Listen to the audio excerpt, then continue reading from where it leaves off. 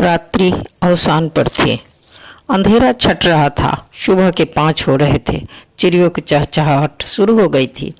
वे एक डाल से दूसरे डाल पर फुदक रहे थे। बच्चों के भोजन के लिए चोंच बार बार खुल रहे थे और बार बार बंद हो रहे थे।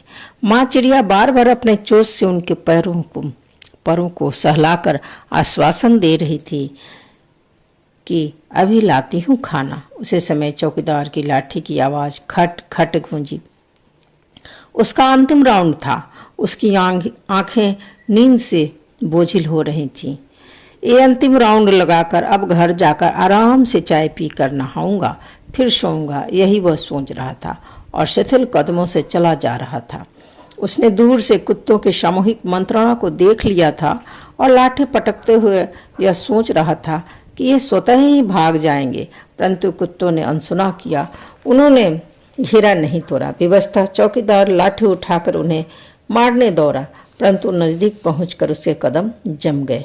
कुत्ते उसके अगल बगल खड़े हो गए। कुछ भूख रहे थे और कुछ कुर्रा रहे थे।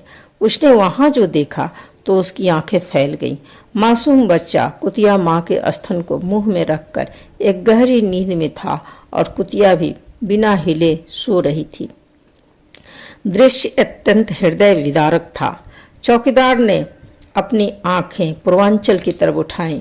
सूर्य नारायण की लालिमा फैल चुकी थी।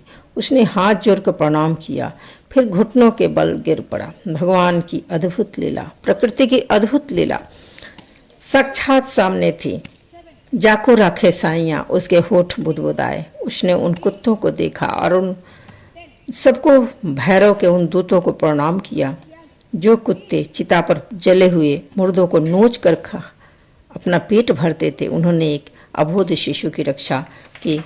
फिर उसने उस कुतिया का सर प्यार से सहलाया, जिसको वह रोज अपने लठ से हरकाता था, और वह रोती हुई उसके आसपास दौड़ती रहती थी। वह आज सुकून से एक इंसान के बच्चे को अपना दूध पिला रही थी। चौकीदार की आंखों से झरझर आंसू बहने लगे। कुतिया गुर्राई। चौकीदार ने प्यार से उसे सहलाया। उसने बच्चे को उठाना चाहा। कुतिया ने उसके हाथों को रोका और उसकी तरफ देखा। निश्चित रह, तेरे बच्चे को कुछ नहीं होगा, चल मेरे साथ। चौकीदार ने बच्चे को गोद में उठाया। साथ में कुतिया चली। कुछ दूर तक कुत्ते भी पीछे पीछे आए, फिर एक रुक गए, मानो वे समझ गए हों कि बच्चा सुरक्षित है। चौकीदार बच्चे को लेकर खोली में आया। साथ साथ कुतिया भी आई। खोली आकर बच्चे को साफ किया। बच्चा पूरी तरह से सुरक्षित और स्वस्थ था। उसके कपड़े बदले, फिर बगल के घर से थोड़ा दूध मांगकर बच्चे को चम्मच से पिलाया। बच्चा थोड़ा चिहुका, फिर उसके गोद में सुकून से सो गया। कुतिया वहीं खोली में बैठी रही और चुपचाप सब कुछ देखती रही। उसको भी उसने टिफिन से निकालकर आधी बची रोटी उसे दी। उसने सूंघा, उसकी तरफ देखा, फिर निश्चिंत होकर उसने खाया।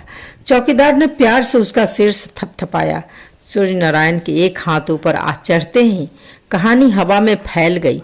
अगल बगल के पड़ोसी आकर बच्चे को देखने लगे। कुछ ने सुझाव दिया, घरनी तो है नहीं, बच्चे को कैसे पालोगे, पुलिस में सूचना दो, आदि आदि। कुतिया बच्चे के चारपाई के पास बैठी ही थी। जरा भी लोग इधर उधर होते, झटपट ऊपर चढ़कर बच्चे के मुख गाल को चाटने लगती और उसके बगल में लेट जाती, मानो एक माता अपने बच्चे के बगल में लेटी हो। कई आने जाने वाले लोगों ने उसे भगाना चाहा, परंतु ज्यों ही कुतिया कुछ दूर जाती, बच्चा जोर जोर से रोने लगता। हार कर चौकीदार ने बच्चे के बगल में उसे बैठने की इजाज़त दे दी। चौकीदार रघुनाथ, जो रात में शमशान घाट में रखवाली करता था और दिन में चौकी के अफसर बिहारी जी के घर में खेती बाड़ी में काम और बगीचों की सफाई करता था, को अब चिंता हुई कि बच्चे का क्या किया जाए। लोगों के अनुसार उसे पुलिस चौकी में रिपोर्ट करनी जरूरी थी।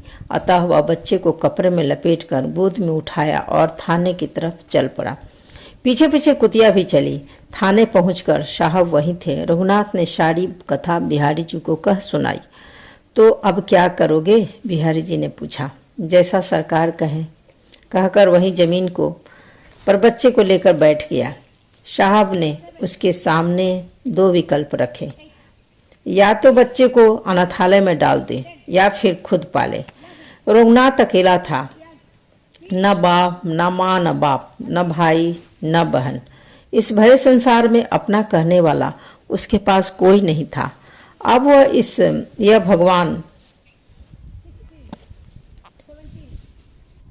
वह भगवान भैरव बाबा का करिश्मा ही मान रहा था कि उसके गोद में एक नन्हा बच्चा सो रहा था। अनाथालय में तो हरगिज नहीं, वह बुदबुदाया। अनाथालय का दुख वह भोग चुका था। साहब ने उसकी तरफ देखा। मैं तुम्हारी मदद कर सकता हूं, परंतु अगर कोई 5-6 माह में बच्चे पर कोई दावा करता है तो तुम्हें वापस देना पड़ेगा, अन्यथा उसके बाद तुम इसे गोद ले सकते हो। रघुनाथ ने सिर हिलाया और उसे लेकर थाने से निकल गया।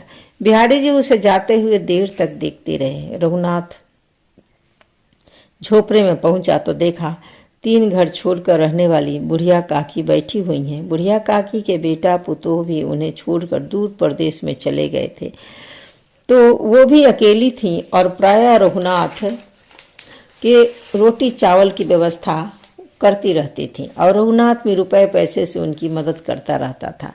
तो 1 से 2 भले वाली कहावत यहाँ पूरी तरह से चरितार्थ थी। काकी ने रघुनाथ के गोद से बच्चे को लिया और कपड़ा हटाकर बच्चे को देखा, फिर बोली, रघुआ छोड़ा है, कुछ भी हो काकी, अब हमारे सहारा यही है। काकी घर से एक कटोरी में तेल और गर्म पानी लेकर आई थी। उन्होंने बच्चे को तेल मालिश किया, गर्म पानी से साफ किया, फिर कजरौटे से काजल का टीका उसके लीलार पर लगाया। उसके मुख से निकला सूरज के समान चमकता लीलार था बच्चे का। सूर्या ठीक रहेगा, रघुनाथ बड़बड़ाया। तभी कुतिया पूछ डुलाते हुए बच्चे के पास आ खड़ी हुई। काकी ने उसका नाम मौरी रखा, जो माँ जैसी हो, मौरी। रघुनाथ हंस पड़ा। अच्छा है काकी, सूर्या की माँ मौरी। हाँ, हम एकर दादी और तू एकर बाबा। काकी बच्चे साग की लगती हुई बोली। अब जा और सूर्या के ला दूध और कपड़ा की व्यवस्था करके आव, तभी ले हम एक ई हमरे पास रही। दिन बड़ी तेजी से गुजरा। रघुनाथ उस दिन भर बच्चे के कपड़े, दूध और फिर अपनी थोड़ी सी बचत से एक लकड़ी का झूला भी बनवा कर लाया। उसकी सारी बचत चुक चुकी थी, परंतु वह खुश था। पहले रघुनाथ का जीवन एकाकी था। चौकसी से कुछ पैसे साहब जी के यहाँ काम करने पर मिल जाते थे। वह अपने खाने पर खर्च करता, बचे हुए पैसों से वह अपने यार दोस्तों को पिलाता और खुद भी पीता।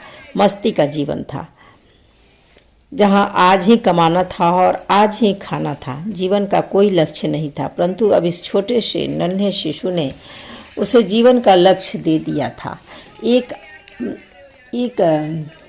एक माया के बंधन में जकड़ गया था। वह एक फक्कर व्यक्ति था, कोई जिम्मेदारी नहीं थी। नन्हे बच्चे के आगमन ने उस पर जिम्मेदारियों का बोझ डाल दिया था। उसकी सारी सोच सूर्या के इर्द गिर्द घूमने लगी। बच्चे के नींद से जगना और उसी के नींद से पहले उठना। दिन में बच्चे को काकी संभाल लेते, परंतु रात में वो अपनी आंखों से के कारण अक्षम थे। उन्हें रात में कुछ भी नहीं दिखता था। शमशान की चौकीदारी अब भारी पड़ रही थी। सूर्या की सुरक्षा का सवाल था। 1-2 घंटे की बात हो तो मौरी भी संभाल सकती थी, परंतु पूरी रात संभव नहीं था। बहुत विचार करने के बाद भी रघुनाथ और काकी इसका हल नहीं निकाल सके। अंत में बिहारी साहब के पास अपनी समस्या को लेकर जाने की सोची और एक दिन अपने सूर्या को गोद में लिया और चल पड़ा साहब के घर। क्योंकि दोपहर में साहब से मिलना संभव नहीं हो पाता और मालकिन से बात करने से उसे झिझक आती थी। हालांकि मालकिन 50-55 साल की ममतामयी महिला थी। बच्चे उनके बाहर रहते थे, परंतु साहब से वह सारी बातें आसानी से कह पाता था। साहब के घर पर पहुंचने पर सचमुच से साहब बाहर बगीचे की कुर्सी पर चाय पीते दिखे। सामने की कुर्सी पर मालकिन थी। रघुनाथ सकुचाया सा जाकर मालिक के सामने खड़ा हो गया। पीछे पीछे मौड़ी भी सिर झुकाकर खड़ी हुई। मालिक मालकिन सिर झुकाए अखबार के में डूबे हुए थे। रघुनाथ की हिम्मत नहीं, परंतु मौड़ी 2 पल चुप रही, फिर थोड़ा गुर्राई। फिर भी उनका ध्यान भंग नहीं हुआ तो थोड़ा पीछे होकर जोर जोर से भौंकने लगी। 1 सेकंड में उसका असर दिखा। मालकिन उछल कर कुर्सी पर बैठ गई और साहब हड़बड़ा कर खड़े हो गए। चश्मा जमीन पर गिर गया। सामने देखी थी स्थिति बड़ी विचित्र थी। सामने सिर झुकाए रघुनाथ गोद में बच्चा लेकर खड़ा था।